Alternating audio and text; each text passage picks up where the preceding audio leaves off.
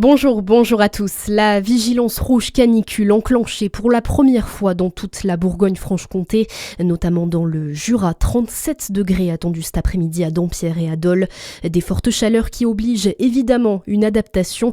À Dijon, notamment, le réseau Divia réduit la circulation de ses bus à partir de ce midi. Plusieurs trajets risquent d'être supprimés cet après-midi au plus chaud de la journée. Dans le Doubs et le territoire de Belfort, les premières restrictions sont tombées. À partir de ce midi, les événements sportifs en extérieur ou en salle non climatisée sont annulés. Dans le territoire de Belfort, la préfecture renforce les maraudes pour les sans-abri. Elle prolonge également l'ouverture des accueils de jour. Les communes de la région sont également invitées à ouvrir leurs locaux frais au public.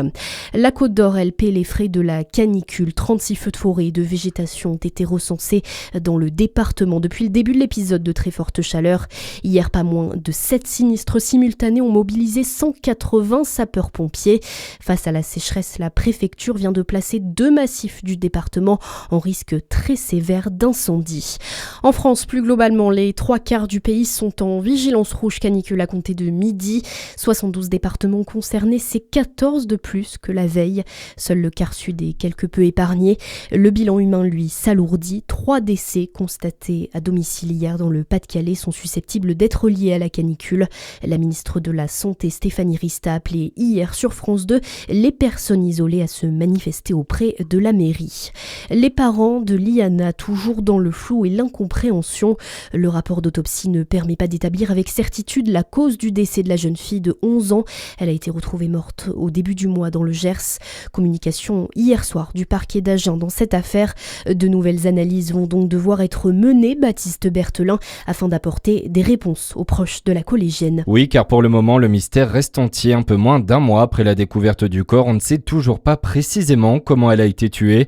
Le rapport d'autopsie révèle tout de même la présence de lésions échymotiques au niveau des membres supérieurs et inférieurs, mais aucune lésion traumatique cervicale n'est visible, ni aucune lésion traumatique interne permettant d'expliquer ce décès. La famille de Liana a pu prendre connaissance de ce document. Elle appelle au respect de son image et d'y refuser toute récupération politique. À noter également que les poursuites contre le principal suspect ont été élargies au chef de meurtre et viol sur mineur. Jérôme Barella encourt la réclusion criminelle à perpétuité. Et pour rappel, des traces d'ADN de Jérôme Barella ont été découvertes sur le corps de la jeune fille. Les premiers résultats de l'autopsie ont bien conclu qu'elle avait été violée.